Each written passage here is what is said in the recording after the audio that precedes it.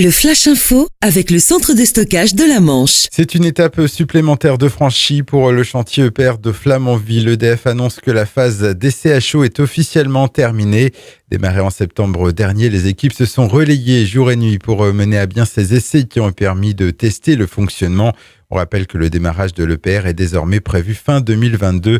Son coût a été réévalué à 12,4 milliards d'euros. 26 tonnes de fûts de bière renversées sur l'A84. C'est un camion qui s'est retrouvé couché sur le flanc hier au niveau de Braffet dans la Manche. Conséquence, l'autoroute a dû être fermée à ce niveau jusqu'à 18h. Une déviation a été mise en place. Le conducteur de 26 ans a été légèrement blessé et évacué vers l'hôpital d'Avranches. Sur les routes de la Hague, un cheval décède après une collision avec une voiture. L'accident s'est produit hier au petit matin, aux alentours de 6h. L'animal a été percuté à Hagueville par une voiture circulant sur la route entre le carrefour d'Épelle et Sainte-Croix-Hague. Le conducteur a été transporté par les pompiers au centre hospitalier public du Cotentin pour des examens.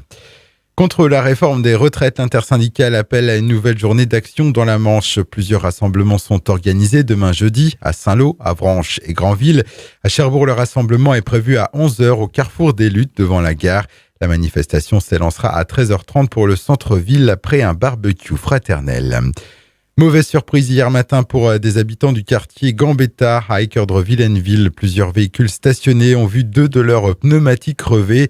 Il serait une trentaine à avoir été touchés aux grandes dames de leurs propriétaires. Des plaintes devraient être déposées auprès du commissariat de Cherbourg. Et puis à Équeurdre-Villeneuve, toujours où la circulation est altérée au niveau de la rue Ernest Renan à la suite d'un glissement de terrain survenu dans la nuit de lundi à mardi, sans doute en raison des récentes intempéries.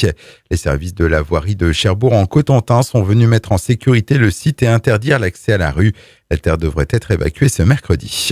Le Flash Info vous a été présenté par Landra, centre de stockage de la Manche à Digulleville. Pour en savoir plus et visiter notre centre, 0810 120 172, coup d'un appel local.